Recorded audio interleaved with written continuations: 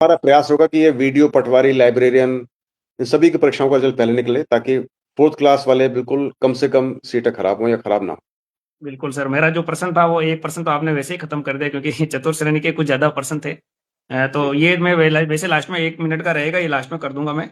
तो सर हमारी एक रिक्वेस्ट है, आप रिक्वेस्ट समझिए कि भाई इस चतुर्थ श्रेणी कर्मचारी के अंतर्गत भी आप 2 गुना का रिजल्ट निकालिए। ये जो 2 गुना, 1 गुना, डेढ़ गुना, ये सब विभाग डिसाइड करता है। हालांकि विभाग ने इसको 2 गुनों का ही बोला हुआ है करने का।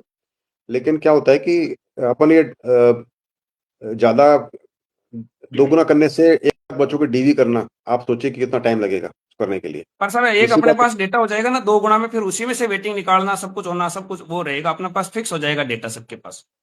आप पूरी बात सुने। अभी दूसरी बात क्या है कि इसमें इसमें जो है ना, बच्चे डिस्क्वालीफाई कम होंगे, अयोग्य बच्चे बहुत कम होंगे। अपन 2 गुना क्यों करते हैं? ताकि जो बच्चे अयोग्य हों वो निकल जाएं, तो फिर अपने को ज्यादा, मतलब इसलिए ज्यादा करना पड़ता है। टेक्निकल डिग्री होती है और कोई परेशानी होती है, ये सब 10th पास है। अब 10th पास तो कोई बच्चा अयोग्य होने वाला नहीं है डिग्री के आधार पर। जो पीएच कैटेगरी के सर। बच्चे हैं, उनको पहले से हमने बोला है कि अपना स्वावलंबन कार्ड बनाएं। तो हम्म। इसमें अयोग्य बच्चे कौन से होंगे? या तो पीएच वाले होंगे, या स्पोर्ट्स वाले होंगे, या जी फिर सर। कोई ये डाइवोर्स, ये विधवा वाले बच्चे हो सकते हैं, मतलब, या फिर जी एक्स सर। सर्विसमैन वाले बच्चे हो सकते हैं, जिनके पास प्रॉपर कार्ड नहीं हो, मतलब उनका जो सर्टिफिकेट नहीं हो। एजुकेशन क्वालिफिकेशन आधार पे कोई नहीं होगा अयोग्य। नहीं होगा सो सर। हाँ, तो इसलिए हमारा प्रयास है कि जो जो नॉर्मल कैंडिडेट्स हैं उनका तो हम रखें 1.5 गुना, और बाकी सब जो ये दूसरे बच्चे हैं जो कि अयोग्य हो सकते हैं, उनका 2 गुना। पर अभी इस पर विचार विमर्श चल रहा है। अभी आपको कुछ भी कहना, क्योंकि क्या होता है कि हम बहुत ज्यादा बच्चों का भी करते हैं ना इसमें डीवी, तो उसमें भी काफी मशक्कत करनी पड़ती है, टाइम बहुत लगता है। 1 लाख बच्चों का डीवी करना, और मान लो पोस्ट बढ़ के दौर बढ़ जाएगा, तो आप सोचिए कि इसके मतलब ये भी होना चाहिए, अपन करते जाएं फालतू में, फिर वो काम उसका यूज नहीं हो। तो और मुझे सर लगता है जो कि भी डेढ़ आप गुना से ऐसे भी काम चल जाएगा। युवा डेढ़ हित गुना में ही से भी फैसला काम चल लेंगे आप। जाएगा। ठीक है सर, इसमें सर कोई पद वृद्धि के जैसे बच्चे बोल रहे हैं, इसमें 24 से 25 हजार पद जो है विभागों में खाली है, ऐसे बहुत सारे विभाग है जिसकी अभ्यर्थना नहीं आई थी पहले। तो ऐसा कुछ पद वृद्धि का कोई चांस है? जैसे मैंने बताया कि पदवृद्धि का चांस हर एक विभाग में, हर एक परीक्षा में, हर भर्ती में होता है। और मुझे उम्मीद भी है कि उसमें पदवृद्धि हो। लेकिन हमारे पास कोई सूचना नहीं है। जब सूचना होगी तो जरूर बताएंगे। जी सर। और सर इसका 2 गुना या 1.5 गुना का जो भी आप परिणाम निकालोगे सर, एक्सपेक्टेड डेट आप सर थोड़ा बता दीजिए, आप जो भी हो। एक्सपेक्टेड मैं नहीं बता पाता हूँ, क्योंकि जब तक इनकी प्राथमिक कुंजी पर पहले ऑब्जेक्शन आएंगे। कितने ऑब्जेक्शन आएंगे?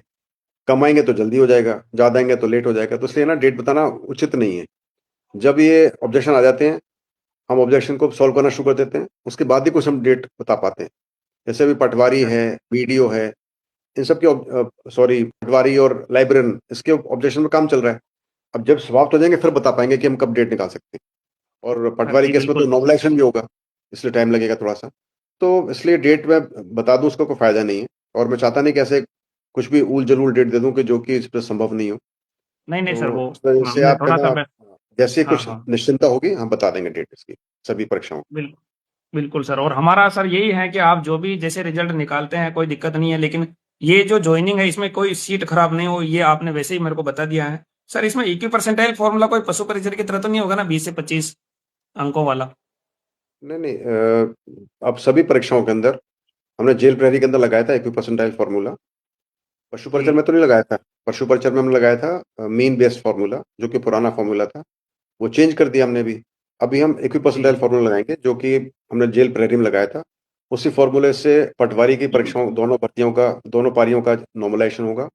और उसी फार्मूले से फोर्थ ग्रेड की जो 6 पारियों में परीक्षा हुई उसका नॉर्मलाइजेशन होगा। तो मुझे उम्मीद है, उससे कैंडिडेट काफी संतुष्ट थे जब जेल प्रहरी में किया गया था। और मुझे लग रहा है कि अभी इन परीक्षाओं के अंदर भी जब हम लगाएंगे तो सभी संतुष्ट होंगे। बिल्कुल सर, ये तो मैं हमारे प्रश्न हो गए थे सर। एक और आपकी बात अच्छी लगी कि आप सर जो आर्मी में हैं, तो सभी बच्चे जो है आर्मी के लिए तो सर अपनी जान देने को तैयार हैं, तो आप पे कोई शंका हमें है नहीं है।